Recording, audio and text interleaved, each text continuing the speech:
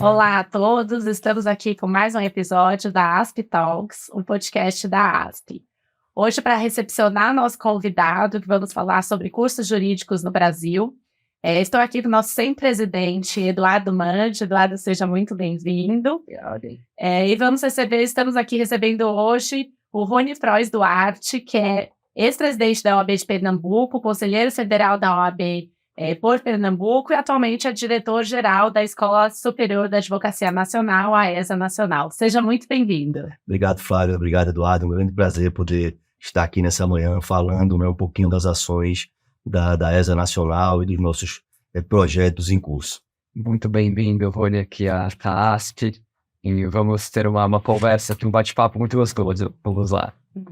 Bem, o nosso tema, que a gente selecionou hoje para falar é sobre os cursos jurídicos no Brasil, Então, assim, para começarmos a nossa conversa, quais os desafios, Rony, que você vê hoje para os cursos jurídicos do Brasil?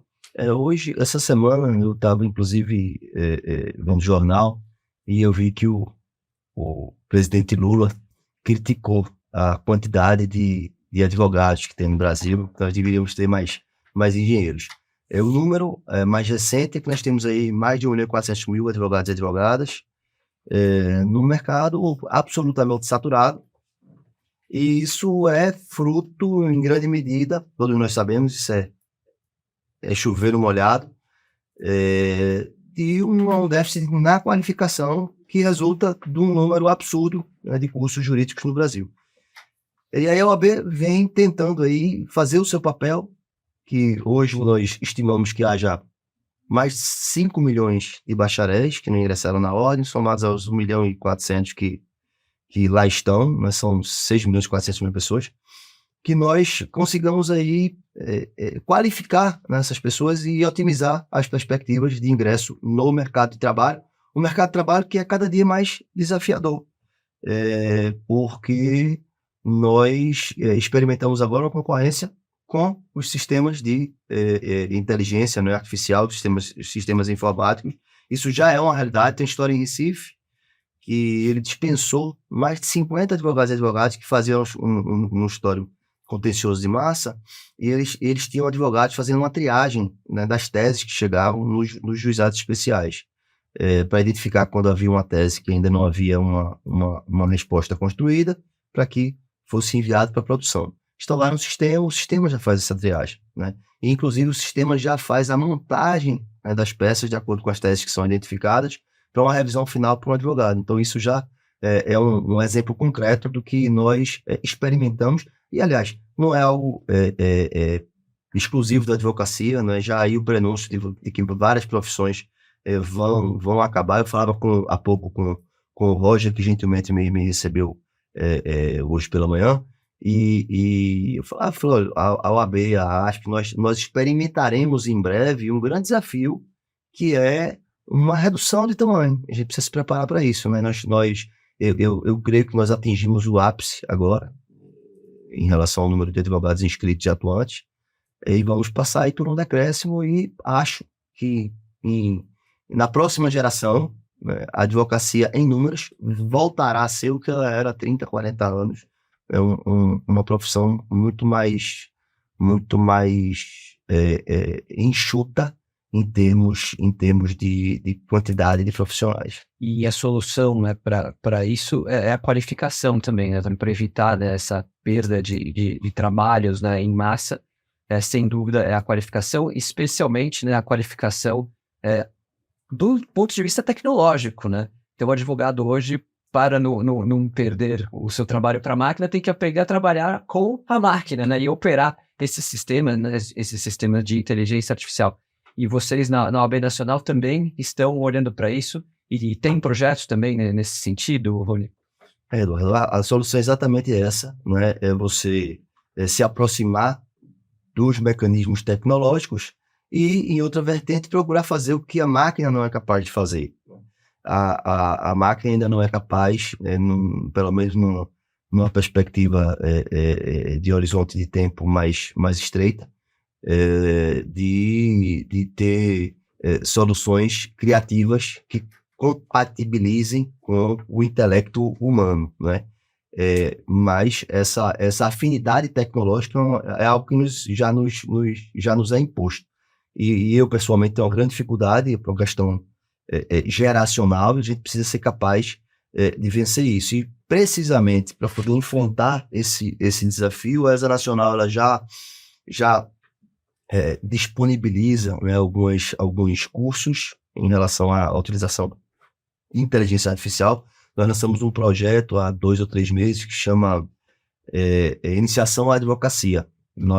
O advogado, quando ele chega na OAB, ele recebe um cardápio de conteúdos que não são ministrados nas faculdades. Então, curso de oratória, curso de direito societário voltado para a advocacia, de direito tributário voltado para a atividade advocatícia, ou seja, mostrar para o advogado qual é a melhor estrutura jurídica para ele poder constituir o escritório dele, qual é o melhor regime tributário, quais são as implicações, e dentre os conteúdos está uma formação justamente em utilização de sistemas de inteligência artificial. Em paralelo, né, a ESA, inclusive o presidente Beto anunciou no discurso que foi proferido na abertura da Conferência Nacional, que a ESA Nacional está no processo final para ser reconhecida como uma faculdade.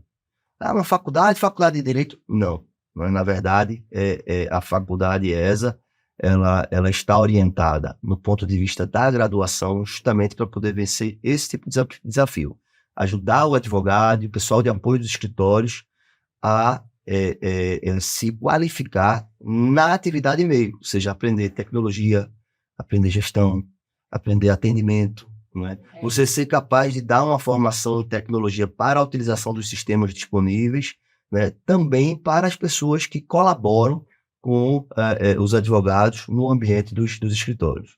Isso é muito relevante, né? Porque as faculdades de direito, né, acho que quase todas elas, têm o foco em ensinar o direito, né? O direito civil, o direito penal, o processo, tributário. E muitas vezes a gente vê as pessoas saindo formadas sem saber falar, sem saber conduzir uma audiência, sem saber como montar um escritório, que nem por onde começar, né? Então, essa questão da gestão realmente é um projeto interessante para poder dar esse amparo para o novo advogado, né? E um ponto, Flávia, que eu digo sempre, eu, em vários ambientes, no meu escritório, no ambiente de OAB, eu já passei por vários cargos, enfim, e participei de vários processos seletivos. E o ponto que mais me chama a atenção nesses recrutamentos é a dificuldade que as pessoas têm para se comunicar de maneira eficiente por escrito. Então, as pessoas às vezes têm uma grande desenvoltura oral, né? E na hora de transpor essa comunicação para o papel são prolixas, né? Eu não vou nem entrar na seara da ortografia, não é, da gramática. Eu estou falando mesmo da capacidade de comunicação. Eu, inclusive, há um tempo, eu não sei, acho que ele viu até que o Antônio Gide, ele publicou ele é professor, estava radicado no Texas, agora foi para Syracuse, é brasileiro, baiano. Ele escreveu um livro sobre redação jurídica, mas um padrão bem diferente, né, daquele que a gente está acostumado, justamente dizendo da importância da capacidade de comunicação de maneira clara, precisa e objetiva. Hoje a gente vive um mundo das comunicações escritas telegráficas. Então, as pessoas não têm mais, não é nem tempo, as pessoas não conseguem mais, não é, ter a atenção necessária para longas leituras, as pessoas se dispersam. Então, a comunicação, petições memoriais, ela tem de ser quase telegráfica. Então, no meu escritório, eu digo, olha, o memorial ideal ele tem 2 páginas. Escolha o que é mais importante, escreva de maneira mais clara e precisa possível, porque se você passar de 3, 4 páginas no máximo, seu memorial não vai ser lido. Isso é fundamental hoje, né? A gente sabe, né? Os nossos tribunais estão soberbados de trabalho, então essa concisão e precisão do advogado é fundamental, né? Agora, Ori, você acha que os jovens advogados que sempre, naturalmente, têm uma dificuldade maior de ingressar no mercado, especialmente no início da carreira, com esses sistemas tecnológicos, eles que naturalmente têm mais facilidade, né, do que a nossa geração, talvez isso seja um facilitador para esses jovens ingressarem no mercado? Eduardo, eu pessoalmente acho que a afinidade tecnológica, né, com os sistemas disponíveis, ela vai ser um pressuposto para a atuação do advogado, né? Os tribunais hoje já se lançaram a corrida para a apropriação de sistemas de inteligência artificial para poder justamente dar vazão a esse volume massivo que você referia há pouco. Eu acho que há uma série de pontos de atenção, inclusive em relação à transparência algorítmica, né? Mas isso é um outro ponto. Eu acho que quem não tiver esse tipo de afinidade, ele vai ter uma grande dificuldade, né, para se manter no mercado. É como, fazendo aqui uma metáfora, é como você disputar uma corrida com alguém sentado em cima de uma bicicleta, às vezes de uma moto, e você a pé. Então, essa vai ser a diferença, né, em termos de eficiência mercadológica daquele que não tiver afinidade com os sistemas tecnológicos. E a gente vê que, efetivamente, a tecnologia, né, que o salto da pandemia já mostrou que veio de forma definitiva, né?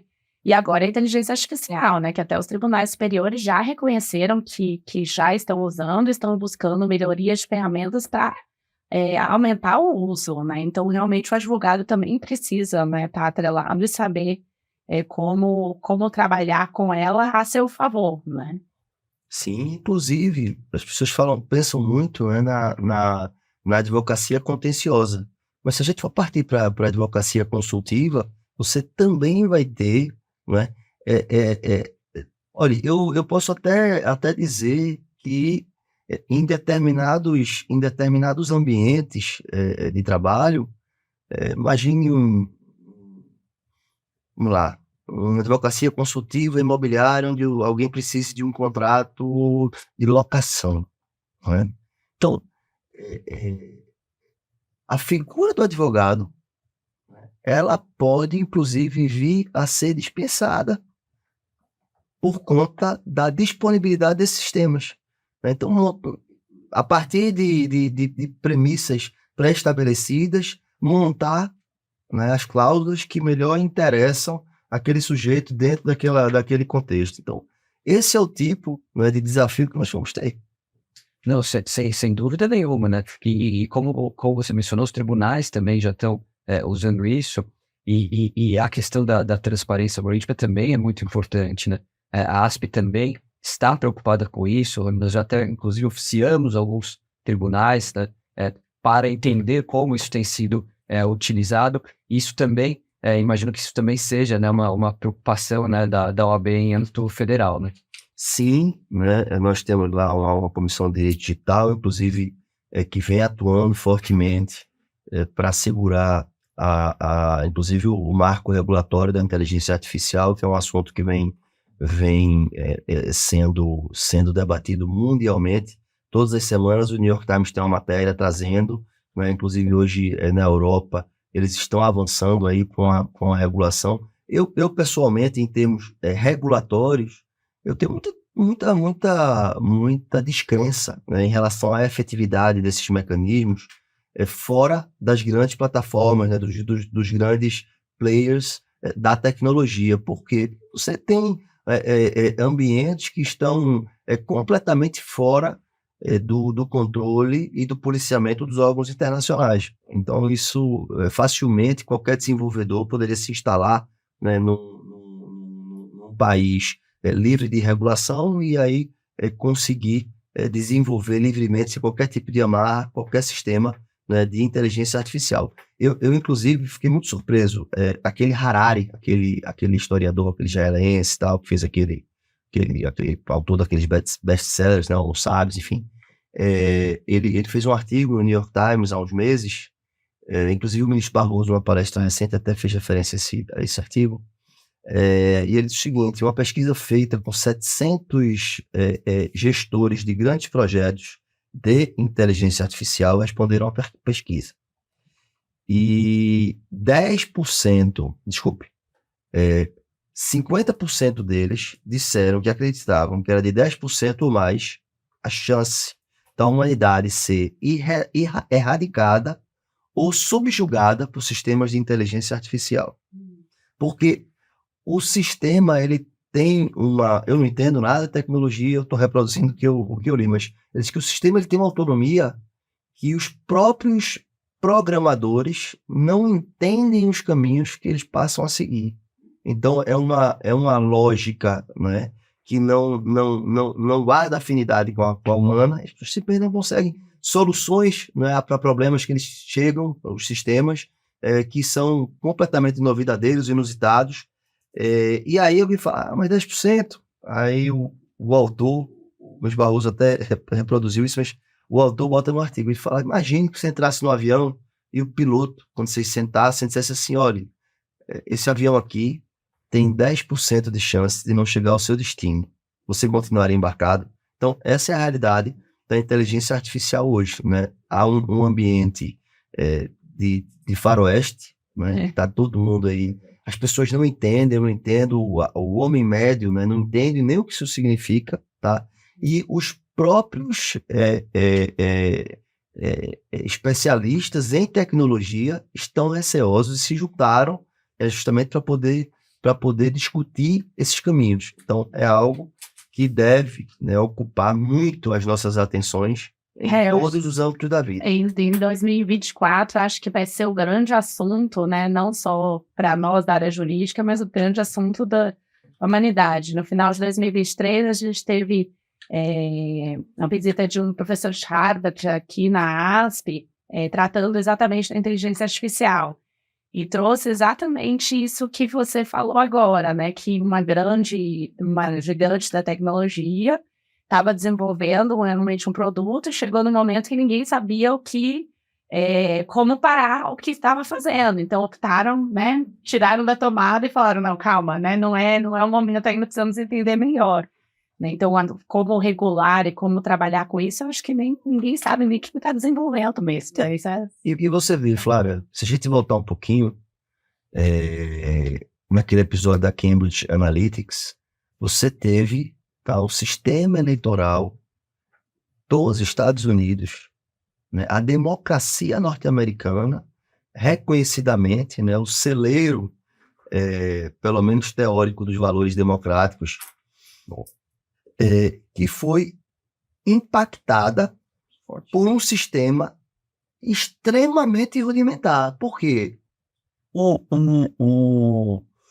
sistema, o que a Cambridge Analytics fez foi personalizar a comunicação política. Então, ele estratificou o eleitorado e, para aqueles grupos, personalizou uma comunicação que tinha um apelo diferenciado, uma coisa customizada, mas em grandes grupos. Não havia inteligência artificial por trás, né? Era inteligência humana. As informações eram colhidas a partir dos hábitos, né, dos usuários, e aí se fazia esse estabelecimento dos perfis. Agora, imagine com o que nós temos já hoje, né, o potencial. Né? Você teria condições hoje de ter uma personificação individualizada por um sistema que conhece você mais do que você próprio, mais do que sua mãe, mais do que seu filho. Então, que tem condições hoje não é de transmitir conteúdo, é de gerar conteúdos escritos, visuais, para formar o teu conhecimento e dirigir a tua vontade. Então, um desses artigos falava, olha, o perigo da inteligência artificial não é que ela vai disparar um míssil nuclear e acabar com a humanidade. É que, dependendo da situação, ela faz você acreditar e querer fazer isso. Olha, você, além de advogado experiente, já está também há muitos anos nessa vida institucional, né? Você já dirigiu a ESA Pernambuco, foi presidente da OAB Pernambuco, de um estado importante, né? Agora no Conselho Federal, dirigindo a ESA Nacional. Quais desafios que você vê, para além da questão educacional, para a nossa profissão nos próximos anos? O que você viu de mudança também nesses anos também, de vida institucional e os desafios para a advocacia? Eduardo, pergunta excelente, né? mas difícil de responder. Assim, eu profissionalmente eu vejo, do ponto de vista institucional, uma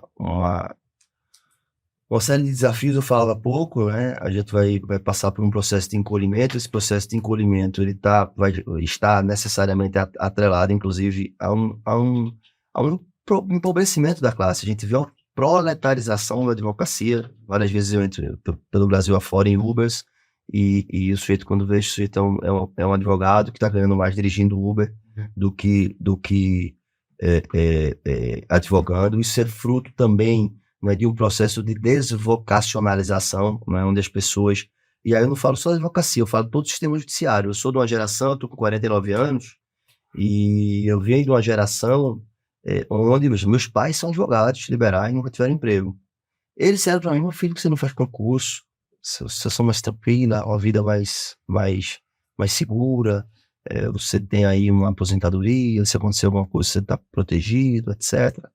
Eu sempre disse: olha, eu não seria feliz, né? A questão de você buscar sua verdadeira vocação. Mas eu tive uma legião de colegas, né? Eu dei aula na faculdade em particular lá em Pernambuco em 2003, 2004. Eu tinha uma turma que ela era formada por engenheiros, por médicos, por administradores.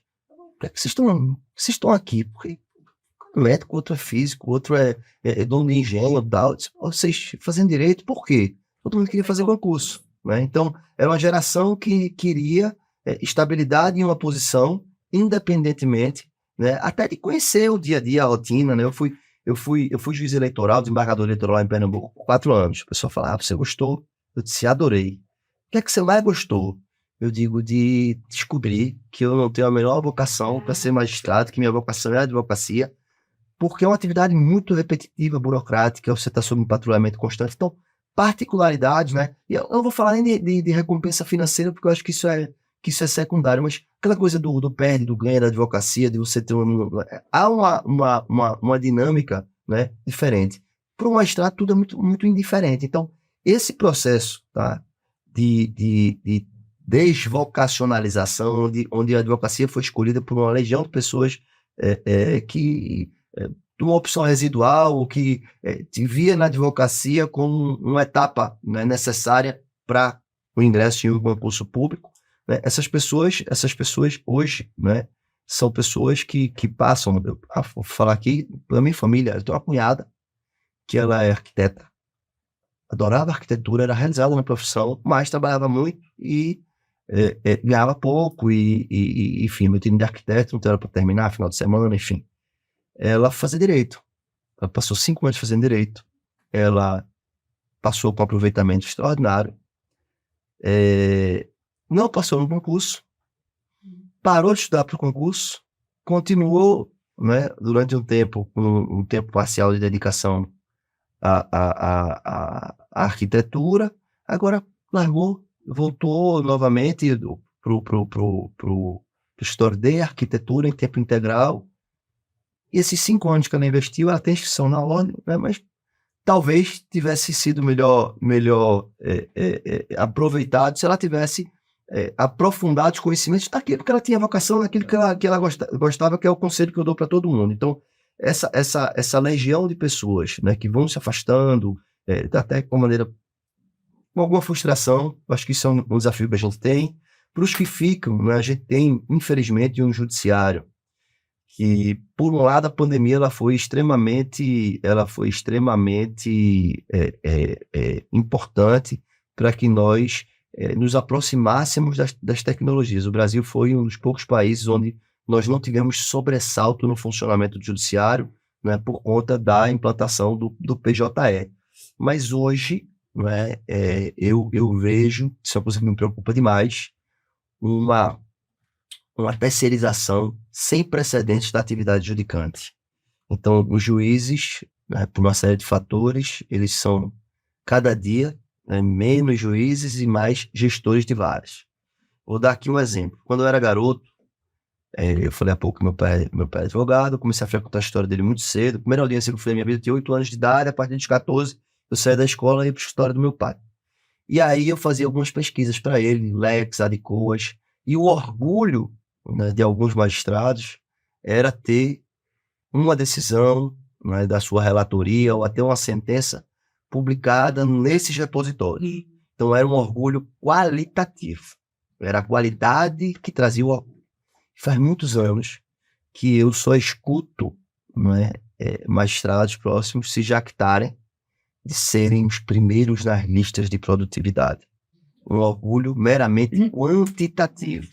E para quem tem uma advocacia efetiva, eu trabalho em um escritório pequeno, com poucas causas, então você nota um decréscimo qualitativo que é muito fruto de uma terceirização. E uma coisa que me preocupa bastante na eficiência do judiciário, né, e os órgãos de controle, os tribunais, enfim, são completamente infensos a esse tipo de comentário que eu vou fazer agora. Eu sentei há pouco com o ministro do STJ e ele estava falando que tinha sido aprovado lá a questão do ATS, adicional sobre o tempo de serviço, que era o PN, e aí eu disse para ele, eu falei, ministro, ó, eu venho da iniciativa privada e eu sou radicalmente contra alguém, porque não morreu e porque não foi expulso, ter uma progressão na carreira. Você não acha que experiência é importante? Pode ser. Pode ser também nociva. Eu conheço um monte de gente que está desestimulado, que está ali porque precisa, não é? Então, pois é, terceiriza, quarteiriza, né? Então, eu disse, olha, isso pode até ser um indicativo, mas nós não podemos abdicar porque em nenhum ambiente organizado do ponto de vista de gestão, você vai dispensar um indicativo de qualidade. E é muito injusto, né? Porque a gente que está no dia a dia forense, Brasil inteiro, você vê no mesmo tribunal, você tem um magistrado que trabalha 4 horas por dia, você tem um que trabalha 12. Né? Isso como fruto de uma pressão da própria consciência, porque não há uma cobrança efetiva, enfim. E todo mundo ganhar a mesma coisa. Você tem um que faz um trabalho primoroso, que tem uma produtividade expressiva, e outro que tem uma produtividade mediana para baixa em termos quantitativos e qualitativos, porque todo mundo ganha a mesma coisa. Né? Então, eu acho que esses problemas, né, muitos juízes também Brasil afora, atuando de maneira remota, e isso tira o rosto. Né? Nós trabalhamos no campo das humanidades. Então, a falta, né, de um contato, né, intensifica um fenômeno de distanciamento que é nocivo, porque as pessoas passam a perder a noção de que por trás de cada processo há uma vida. Né? Quando você olha a parte nos olhos, quando você testemunha a aflição, né, de um advogado que é o depositário aí das esperanças e da confiança da parte da defesa dos seus interesses, eu acho que isso nos aproxima, isso nos toca, e eu acho que isso muda a dinâmica da relação do juiz com o processo, e nós estamos perdendo isso. O direito, mais que tudo, é uma ciência social, antes de tudo, né? Então, isso do contato, eu acho que é realmente um item que a gente, como representantes aí das instituições, né, jurídicas, temos que lutar para não se perder, né? Porque a gente está num momento que, se talvez deixarmos, né, o judiciário se virtualiza completamente, não negando as inúmeras vantagens que existem, né, nessa virtualização, mas não podemos isso ser definitivo e por completo. Né? Eu, por exemplo, que atuo na área de família, não dá para se julgar um processo de família numa audiência virtual. Assim, é terrível. Né? Então, acho que essa é uma responsabilidade nossa, né, como instituição, né, e a ASP conta também com a ESA, que é a nossa parceira, né, a ESA Nacional tem uma parceria com a gente para a gente conseguir trazer isso para o advogado, né, esse conhecimento do que faz, porque para você, no meio de tantos processos, né, no meio do julgador que trabalha, né, como você diz, 4 horas por dia, ele conseguir ver relevância para ele bater os olhos no seu caso, você tem que ter muito conhecimento para isso, né? E isso é uma coisa que eu gosto muito de chamar a atenção, eu estava falando de vocação, é que o advogado também ele seja capaz de identificar o que é que ele gosta de fazer. Então, por exemplo, você tem gente que odeia falar em público. O sujeito desse não vai ser feliz não é? Fazendo audiências, fazendo sustentações orais, né? Você tem gente que não sabe, enfim, não tem muita fluência escrita. Uma pessoa dessa, se estiver na produção, né, então, você ser capaz de identificar quais são suas fraquezas, né? Quais são seus pontos fortes, né? O autoconhecimento. E você ser capaz de identificar o que é que ele traz felicidade, porque, ó, eu vou dar aqui um exemplo. Se foi ações de família, tá? Diligências. Hoje, né, você precisa de diligências virtuais em arquivos públicos para poder identificar, vamos lá, um arrolamento. Eu vou fazer uma busca patrimonial, né, para poder ver qual é o patrimônio da contraparte, enfim, numa partilha. Muitas vezes você tem situações, eu tive um caso lá no escritório, o sujeito tinha uma vida extremamente luxuosa que tinha lá o nome dele. E aí a cliente falava, mas preciso, ele anda numa Porsche, tal. Como é que eu provo? Não, mas como é que eu provo? Eu digo, olha, procure alguém para ter uma foto dele andando nesse carro em dias diferentes. Faça uma entrevista com o porteiro, avisando, né, perguntando de quem é o carro que está na garagem, etc. Mas eu não sei fazer isso. O senhor tem alguém para indicar? Não é? Às vezes você tem atividades, né, que estão relacionadas à advocacia. Nós aqui não temos a figura do paralegal, então, inclusive, há provimentos do Conselho Federal autorizando o advogado a proceder, né, com diligências investigativas. Isso é um exemplo, né, de um mercado que existe, né, para que as pessoas possam atuar. Então, essa identificação, essa busca, não é? Pelas necessidades do mercado e por aquilo que você é capaz de entregar com satisfação, eu acho que é um caminho, é algo que a gente precisa. Eu vejo muita gente, sabe, muita gente que está na advocacia reclamando da rotina diariamente. Óbvio, em nenhuma relação humana ou profissional a gente vai ter um ambiente onde não haja frustrações, né? Mas eu digo, as pessoas insatisfeitas com a própria rotina.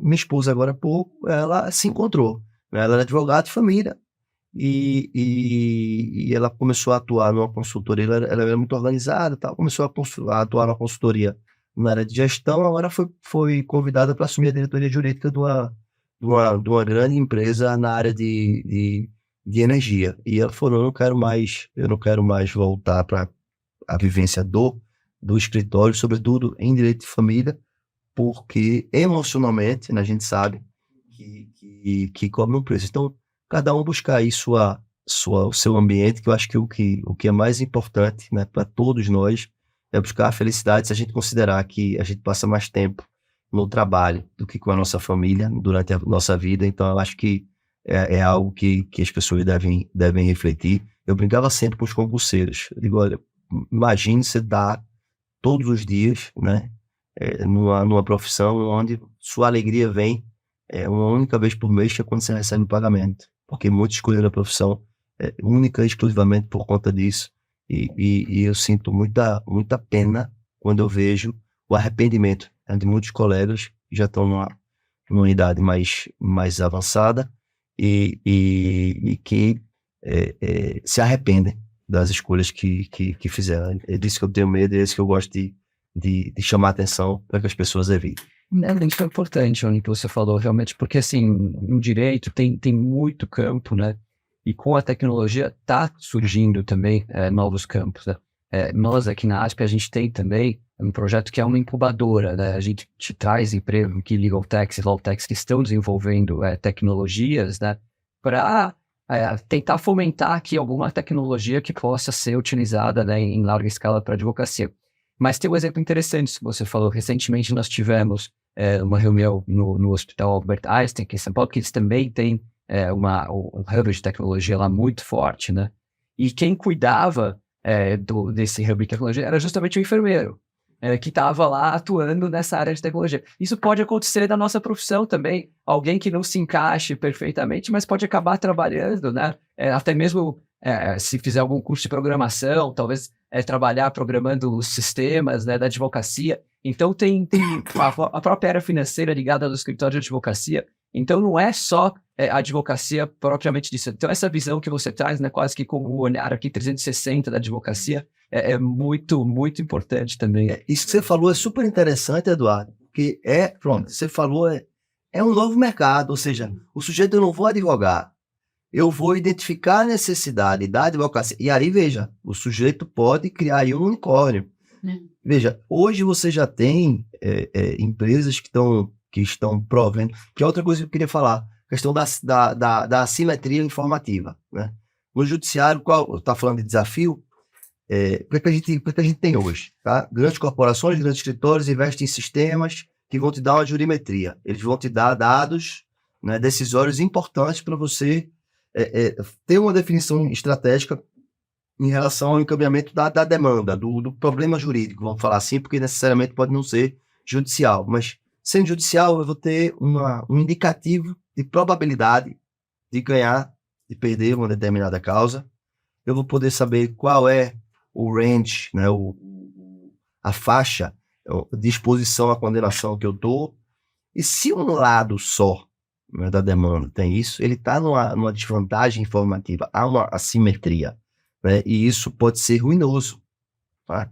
Então imagine que chegue lá um indicativo de que naquele ambiente judiciário que está no meu processo, meu cliente possa ganhar R$100 mil ao cabo do processo, que esse seja o patamar médio com probabilidade de 80%.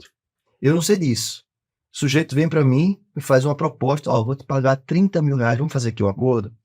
Então, eu, por desinformação, né, aconselhei mal o meu cliente. Hoje, né, e eu acho que isso também é um dos nossos papéis, OAB, a ASP, né, prover, né, condições de acessibilidade, né, ao advogado mediano, a esse tipo de sistema para poder gerar uma igualdade na disputa. Mas nós já temos hoje sistemas comerciais sendo oferecidos por consulta, inclusive de busca patrimonial, muito eficientes, eu já utilizei.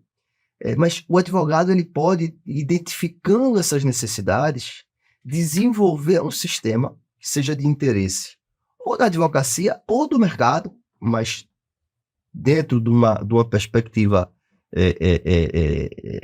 de resolução de problemas e de satisfação de necessidades no âmbito jurídico. E isso pode ser algo extremamente promissor em termos econômico-financeiros. E é uma coisa que, na minha geração, isso não existia, né? Então, o mercado ele começa, né, a trazer novas perspectivas, novas especialidades, né? Direito digital hoje é uma realidade, né? Então, assim, há um horizonte, né, se descortinando. Eu acho que a gente está, enfim, está encaminhando no final, mas a advocacia vai ser o que ela lá atrás, né? Os que vão ficar, tá, vão ser pessoas diferenciadas, né, em termos de criatividade, de entregas que contornem as possibilidades de satisfação de necessidades por parte das máquinas. E acho que é isso que é o nosso papel, né, como instituição, como, né, a ASP, o AB, de achar, né, a todos os estudantes de direito para que cada um ache seu nicho, que não necessariamente, né, pode ser advogar, pode ser na área de gestão, pode ser na área de tecnologia ligada ao direito, e o conhecimento jurídico vai ser importante para isso, né. Mas realmente nosso tempo chegando ao final, eu queria agradecer, Rony, por ter aceitado o nosso convite de participar do nosso podcast, agradecer ao Eduardo Manche por estar aqui comigo recepcionando você hoje. Eu que agradeço, é uma grande satisfação. Eu contava, né, antes aqui, a gente fora do ar, que a primeira vez que a gente desenvolveu uma parceria com a ASP foi em 2010, né, em 2009, 2010, eu era diretor da Escola Superior de Advocacia em Pernambuco, né, e foi uma grande satisfação poder percorrer aí toda essa jornada em cada um dos ambientes que eu passei. Depois na presidência a gente teve lá um grande evento da ASP, né, buscando a nacionalização lá em Pernambuco. Agora a gente está fazendo, assinando os próximos desenvolver um contrato para que nós produzamos cursos em conjunto. Então, assim, a minha história na OAB, ela sempre esteve muito próxima da arte. Então é uma grande satisfação poder vir para poder conversar um pouco com vocês, com todos os ouvintes, sobre temas caros à advocacia brasileira. Obrigado, Rony, muito obrigado por ter vindo e na ASP, participado do ASP. Sem dúvida, essa parceria continua mais ainda, agora mais intensa na ESA Nacional também. E agradeço também a nossa diretora cultural, por essa iniciativa. Então, esse foi mais uma edição do ASP Talks. Obrigada a todos os ouvintes. Eu convido todos a assistirem os outros episódios que estão disponibilizados nas plataformas de streaming. Em breve teremos novos episódios da ASP Talks. Obrigada.